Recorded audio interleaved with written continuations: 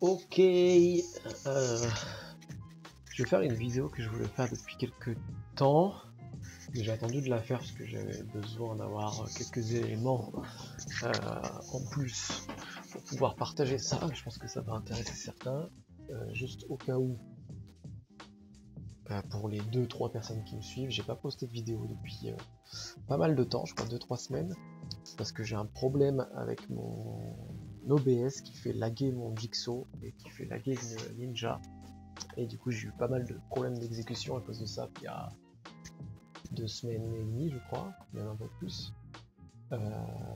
Donc je n'enregistre plus parce que j'ai toujours pas retrouvé de logiciel de record qui faisait pas laguer mon PC. Du coup là je suis en train de voir pour acheter un nouveau PC plus puissant avec une grosse carte graphique et pouvoir recommencer à record, parce que c'est quand même hyper important de se record.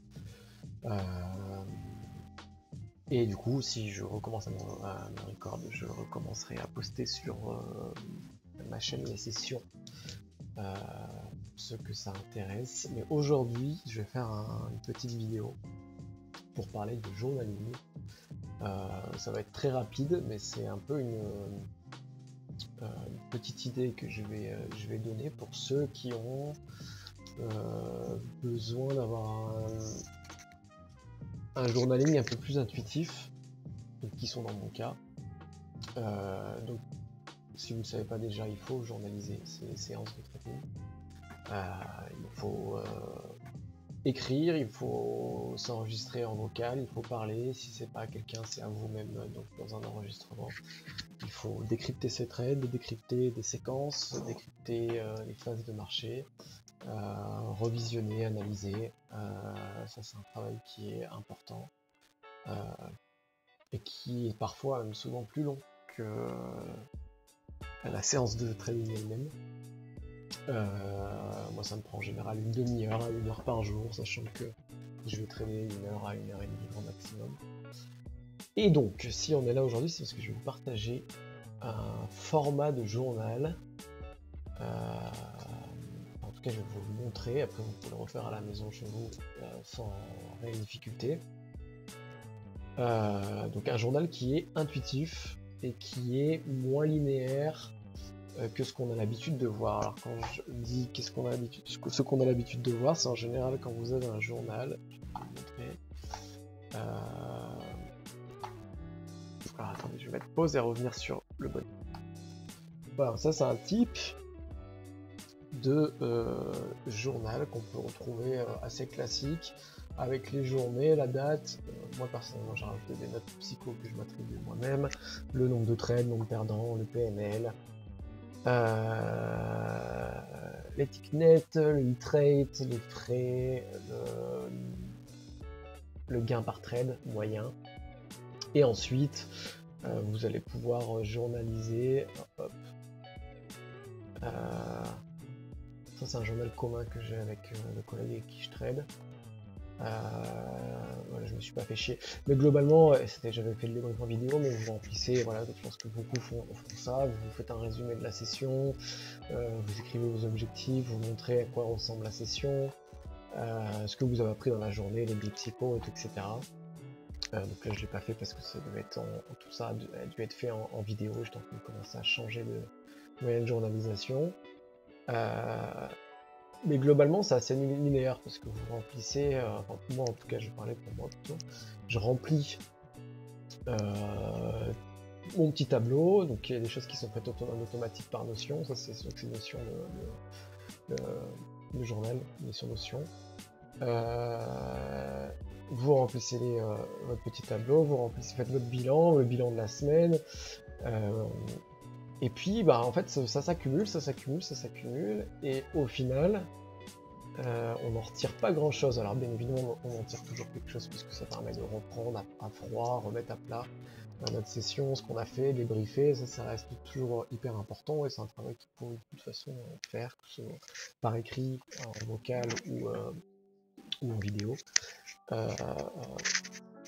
C'est un travail qu'il faut faire, mais globalement on n'a pas spécialement il n'y a pas de choses qui sont mises en évidence au niveau des problèmes qu'on peut avoir dans notre trading. Quand je dis problème, c'est aussi les éléments, les facteurs qui ont une influence sur notre trading et qui ne sont pas forcément mis en évidence. Typiquement, moi je sais que le mercredi, je suis moins bon. Pour une raison obscure, en vrai.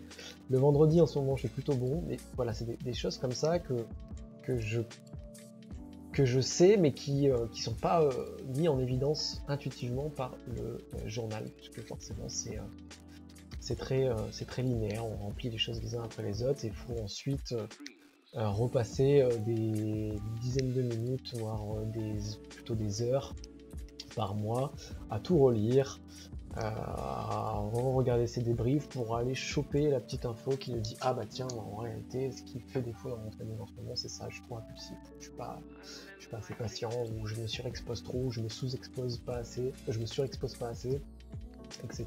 etc.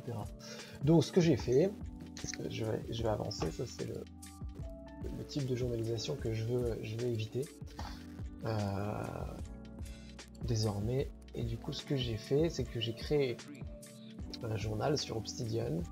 Je ne sais pas si certains d'entre vous connaîtront cet outil, mais c'est globalement un peu comme Notion. C'est un outil de prise de notes qui est hyper intéressant pour une raison, et je vais vous la montrer juste après.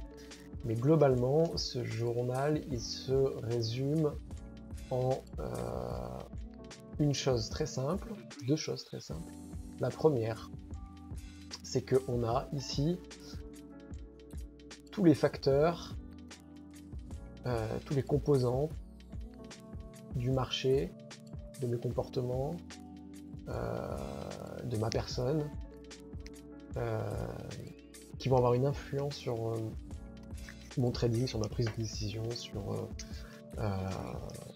globalement sur tout ce qui va avoir une influence sur mon trading. Donc ici on a les actifs que je peux trader, l'euro dollar, le Nasdaq, le S&P 500, l'huile, le soja, le ZL, les futurs bien évidemment, le contexte, donc alors est-ce qu'on est en annonce éco, est-ce qu'on est sur une période d'échéance trimestrielle, est-ce qu'on est sur les préminutes de la Fed, les prétaux, est-ce que c'est du problème technique, les semaines de résultats, donc après il y a tout ce qui est émotion et comportement, à l'aise avec l'OF, agressif, j'ai un billet, je suis calme, concentré, déconcentré, enthousiaste, voilà, tout ça vous pouvez le lire, je vais pas vous le dire, ça c'est les fichiers, on s'en fiche. La forme physique, parce que la forme physique a bien évidemment une influence sur le trading. Les horaires aussi ont une influence sur le trading, même si globalement c'est plus la volatilité et le volume qui vont vraiment avoir une influence, mais en général la volatilité et le volume se retrouvent à l'identique, mais il y a des cadres qui sont similaires à l'open par exemple. Par rapport à l'open plus sur 1h30, c'est vrai que la période de 17h, 17h30, 18h, ça reste une période qui est généralement assez calme, sauf quand il y a quelqu'un qui parle de la fête par exemple. Donc les jours de la semaine, le sens, est-ce que je suis contrarien, est-ce que je travaille en range, est-ce que je travaille en tendance, les techniques utilisées, ça c'est les techniques que j'utilise dans mon trading, ça peut être aussi technique et setup, j'ai marqué, parce que là il y a des techniques, mais il y a aussi un setup et l'ISO, quelque chose que je fais beaucoup en ce moment, la volatilité, et voilà, donc c'est destiné à se remplir petit à petit, là ça fait que 3 semaines je crois que j'ai mis en place, 2 semaines et demie, 3 semaines je crois, j'ai mis en place ce journal, ce type de journalisation, mais déjà il y a quand même globalement le plus important, et donc on va faire ensemble une séquence. Donc ce que je fais, c'est quand globalement je divise moi personnellement mes sessions par séquence de trading et non par trade. Si je prenais 3 trades, bon bah ce serait 3 séquences de un trade, mais comme j'en prends entre 10 et 50 par jour, je peux pas me permettre de faire des débriefs trade par trade, et puis ça aurait pas spécialement de sens puisque je trade plutôt des zones, des niveaux, et surtout je trade des phases, et donc chaque phase a sa spécificité, Je réagis différemment psychologiquement à chaque phase, de volatilité, d'horaire, etc., etc. Donc, je divise ça par séquence plutôt que par trade, et on va faire ensemble une séquence très rapidement. Ça va être juste histoire de donner l'exemple pour vous montrer à quoi ça ressemble. Donc je fais une nouvelle note. J'écris que c'est la séquence, alors ça va être la séquence 11 du 06 03 23. Ensuite, je fais un hashtag, vous allez comprendre tout de suite, juste après pourquoi. Hop. Vous allez comprendre juste après pourquoi, mais donc la séquence que je vais décrypter, elle est positive. Hop. Je rentre ensuite le screen de la séquence, ça c'est la séquence d'aujourd'hui.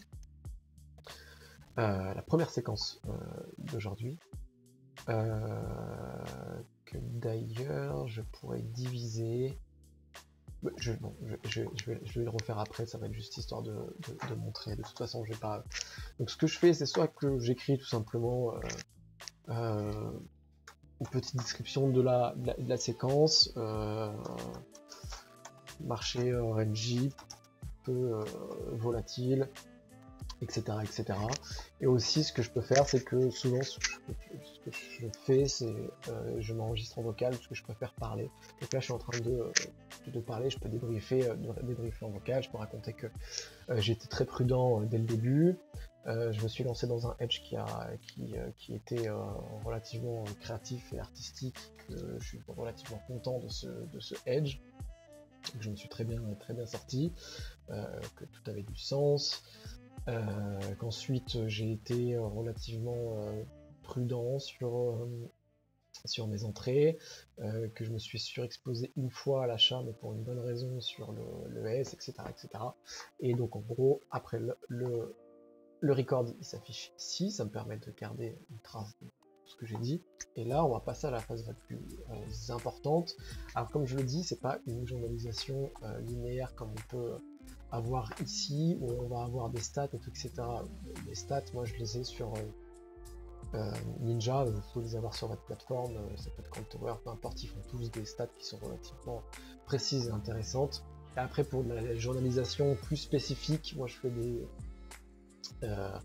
des débriefs vidéo que je vais rajouter après dans mon journal, où je vais plus vraiment détailler une séquence. Là, c'est pas spécialement le but et vous allez comprendre pourquoi.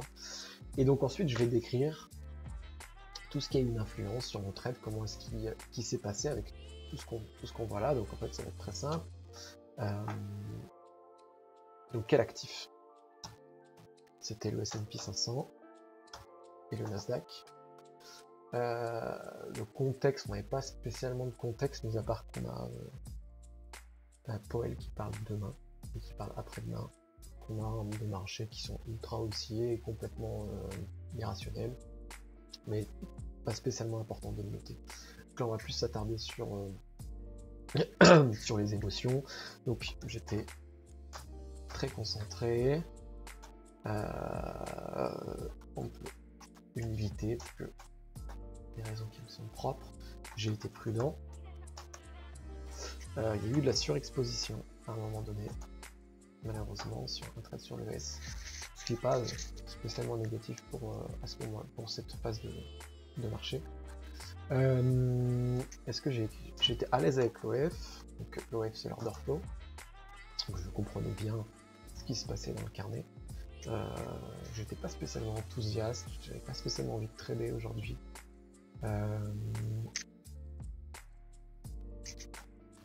J'étais calme. Je vais le faire en rapide, ne vous inquiétez pas, ça va pas être très long. C'est surtout en réalité pour que vous compreniez comment fonctionne le journal. Bonne forme. J'étais un peu fatigué, mais globalement j'étais en bonne forme. C'était l'open. On a l'open plus 15 également.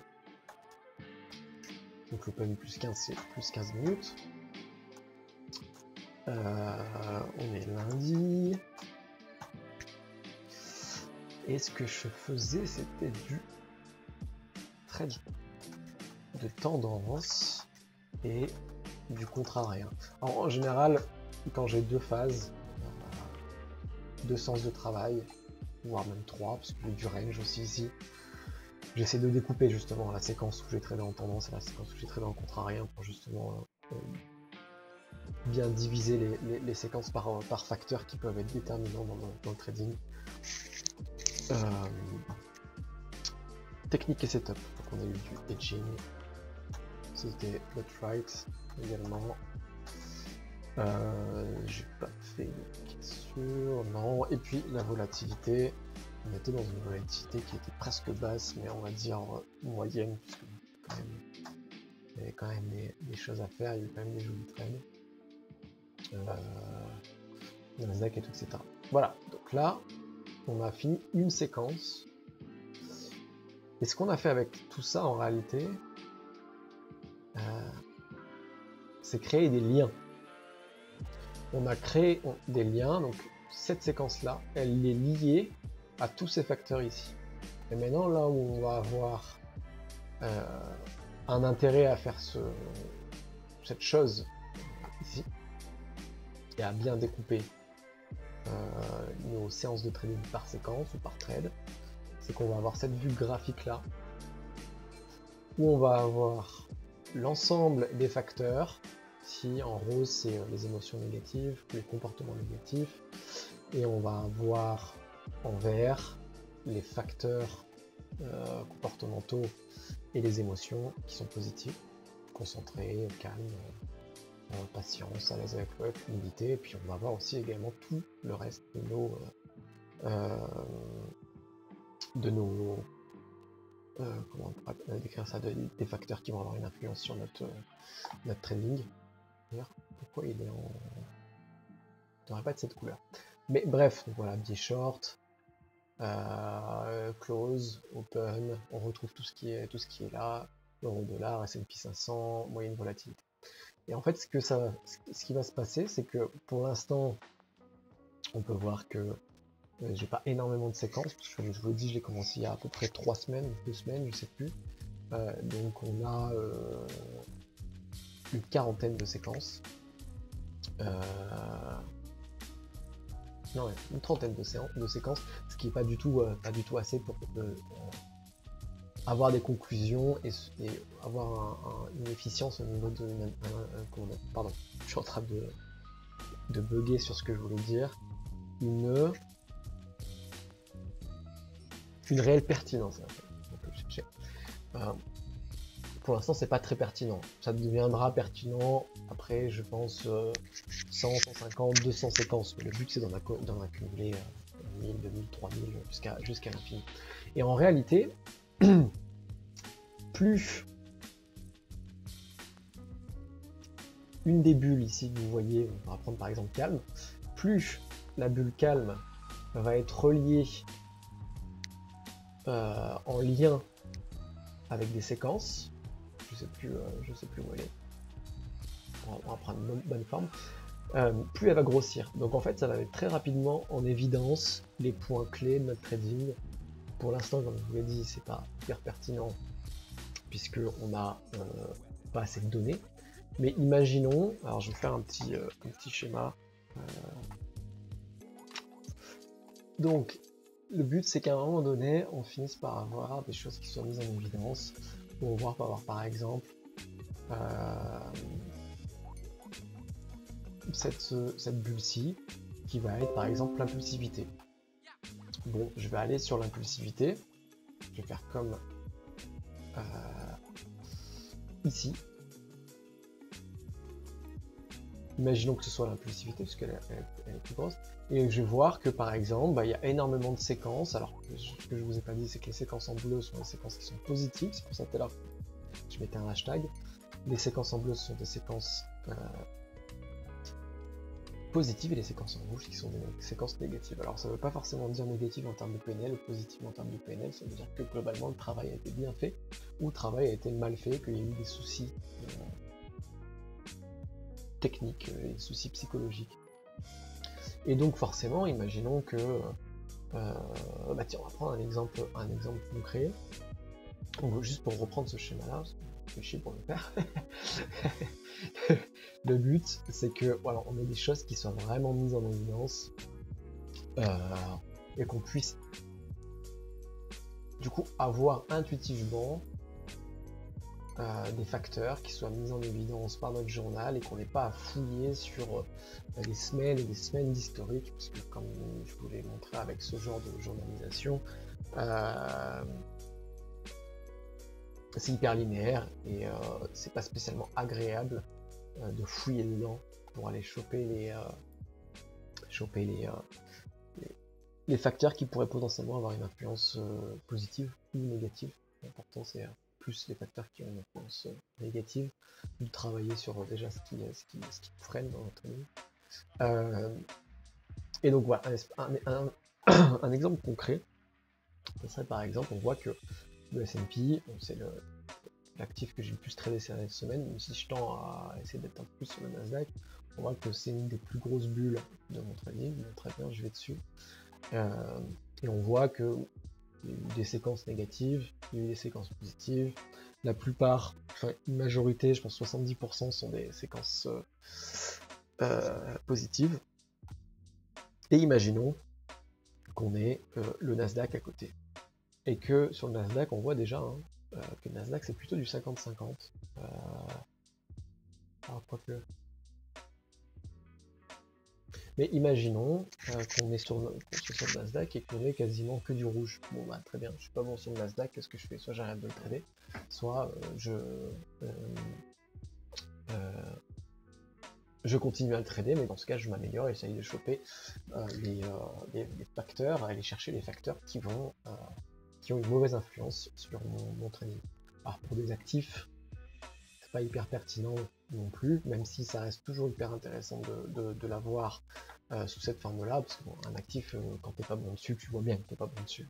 Il n'y a pas spécialement besoin de ce genre de journal pour le voir. Mais il y a des petites choses, trading de range par exemple, des petits facteurs, ou le contrarien, est-ce que je suis bon au contrarien, est-ce que je suis bon à l'open plus 1h30, est-ce que je suis pas bon le vendredi, est-ce que par exemple j'ai de meilleurs résultats le vendredi que le lundi. Alors bien évidemment il faut des mois, des années pour avoir une certaine pertinence au niveau de certains facteurs. Mais voilà, par exemple, si je vois à un moment donné que l'espoir, que l'espoir, ça a été une émotion, un comportement psycho qui a eu une influence sur certaines de mes séquences, pas énormément pour l'instant, donc c'est tant mieux. On voit que la surexposition, par exemple, c'est un de mes petits problèmes de ces dernières semaines, ces derniers mois même, non, ça de dernières semaines plutôt. Bon, bah, je le vois tout de suite en remplissant mon journal, parce que c'est un truc sur lequel je dois travailler, sur quelque chose que j'ai travaillé ces derniers jours. Et du coup, ça commence à être, ça commence à s'améliorer. C'est super chouette, parce que c'est quelque chose qui avait quand même une très mauvaise influence sur mon trading, puisque je faisais des hedging qui parfois étaient trop agressifs, qui me mettaient en surexposition. Mais bref, le but de cette vidéo, c'est pas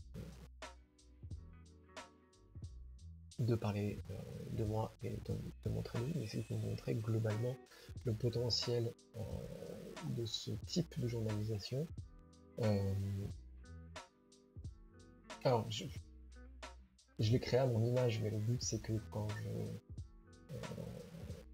vous verrez cette vidéo, pour ce que ça va intéresser, si ce type de journalisation vous intéresse, c'est de vous approprier l'outil. Vous n'êtes pas obligé de faire un truc aussi complet, vous pouvez faire un truc un peu plus, enfin, faire un truc aussi complet, je dis pas que c'est très complet, mais ça peut être d'une forme bien plus complexe que celle-là, ou une forme bien plus simpliste que celle-ci.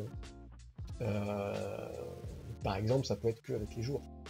Vous vous concentrez, vous avez envie de voir de manière assez simple sur quel jour vous êtes bon, ou quel horaire vous êtes meilleur que sur quels horaires vous êtes meilleur, ou sur quels horaires vous êtes moins bon. Donc ça, c'est pas obligé que ce soit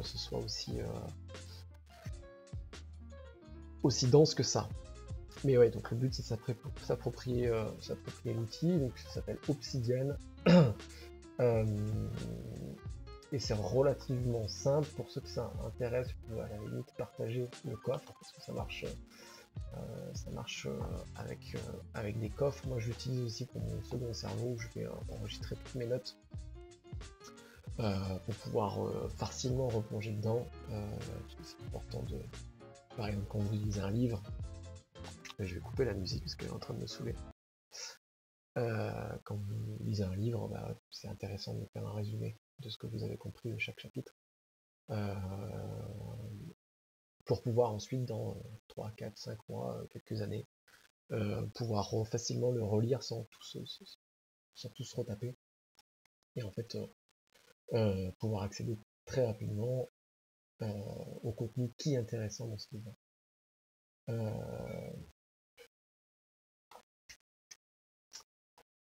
Je sais pas si je vais avoir plus de temps, c'est déjà 19h, mais je pense avoir été suffisamment clair. Désolé si par moment j'ai un peu bafouillé et que c'était pas spécialement agréable à entendre, mais parfois je bug un peu pour trouver les mots.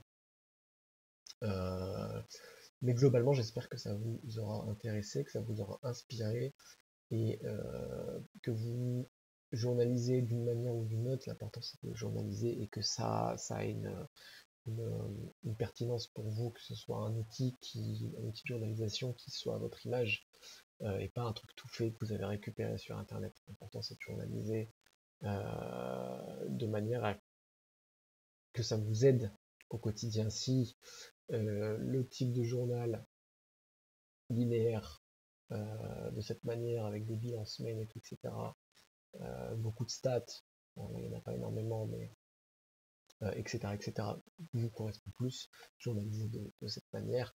Si vous cherchez des choses un peu plus intuitives, vous pouvez utiliser Obsidian. Après, il y a d'autres outils qui utilisent cette forme de vue graphique. Malheureusement, j'en parle, mais j'ai plus le nom en tête. Et voilà, l'important c'est de journaliser à sa façon et que c'est un impact positif sur votre trading. Donc journalisez bien et très bien et à plus tard.